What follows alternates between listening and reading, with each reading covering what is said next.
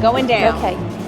Oh, Starbucks. Starbucks. Oh, we're gonna want Starbucks. I have not had the pleasure of eating there yet, but you came and ate here without me. You came without me. I know. That was not a smart decision. Did they bring it on skewers? They did. And they cut it off for you? Yes. It was a little interesting. It was. Why would you say that? Well, I think living in Brazil, you probably have experienced more world foods where I'm a little bit more sheltered on some things. It was the best chicken I've ever had in my life. Really? The best chicken I've ever had, wrapped in bacon. And he cut it off. And now that we could speak Portuguese, I had it in my mouth, and one of my daughters said, yes, I would like the chicken as well. And he said, oh, this isn't chicken. This is toad. I almost spew it out of my mouth. Word. Not for me. No, free is for me, but even if it were free, I'm not eating that. Here's what I found. I didn't know what I was eating. I'm a picky eater. I'm a filet mignon person. You got all the wrong stuff. And I got all the wrong stuff. Well, I tried all sorts of different meats. Every meat that came over, they asked if you wanted it. They speak another language, maybe Portuguese. The fat's part of the best part, but it's called picanha. I don't like that. No, that's why I like filet mignon, because I don't like fat. They carve it right in front of you. So there were some things I really liked. Yes. I liked the chicken wrapped in bacon. Phenomenal. The best chicken I've ever had wrapped in bacon. The toad? I hope it wasn't toad. They did say it was chicken. And I don't eat fish. No fish. Where are you going to get I'm allergic. Oh, a nice convenient excuse. She's allergic to fish.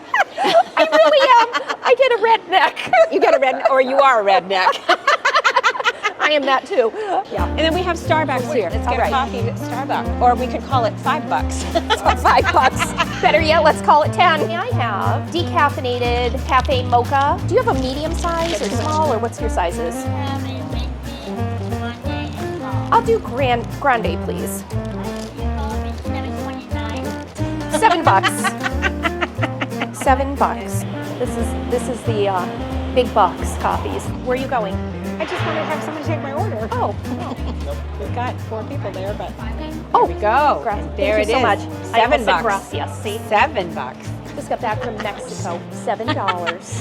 Starbucks coffee. Don't tell my mother. She would kill me. She'll tell me to drink at home.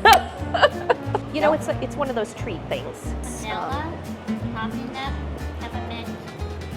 Thank you so much. Thank you. Thank you. What's going on? Did they forget about you? I asked for decaf, and because it was decaf, they said they had to do a pour over, and it was going to take 7 minutes. I don't understand. I can't believe it either. I think they're making it, though. I think that's me. So what mall would be complete without a Apple store? Yes. Apple. You know what's always amazing? It's always full. It's always full, and you have to make appointments. But tons of people. So Pottery Barn. Yes. I love Pottery Barn. Yeah, feel this. It's just a nice quality blanket. Look at the price first. Isn't that terrible? $69. Oh, that's not too bad. It's not bad. Is it something that you may not buy for yourself? That's what I like about it for my clients. Now, see, look how lovely those blankets look. On the chair, on the couch. They're just a nice staple item. This is so cute. It's your size. Are you saying I'm small? At first I was old. No, not at all. Old and small. So Pottery Barn. Yes. Every good mall needs one. You always got to keep it important and special. Number 4 at Bluefield Realty Group. She's number 4.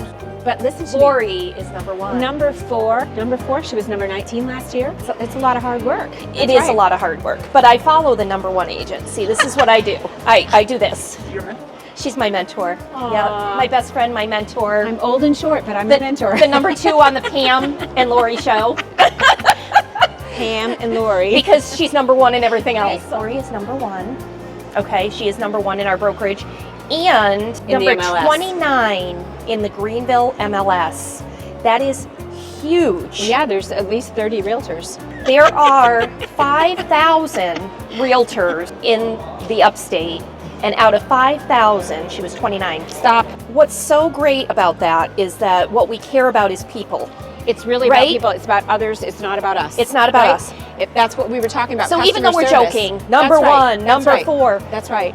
When you're putting people first. It's about them. What would you say really kicked in this year to make you number 1?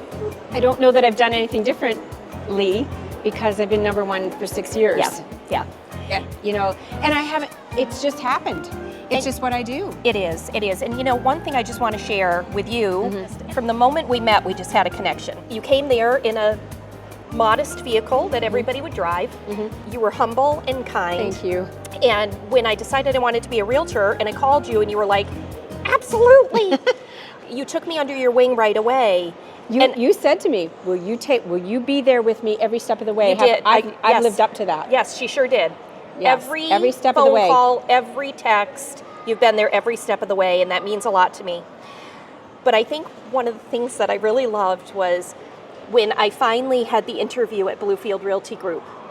And Laurie had connected me with Bluefield. She told me she was going to be there with me, she'd work with me. So I go in for the appointment at Bluefield, and the gal who interviewed me said to me, well, you know who Laurie Hughes is, right? And I said, what do you mean?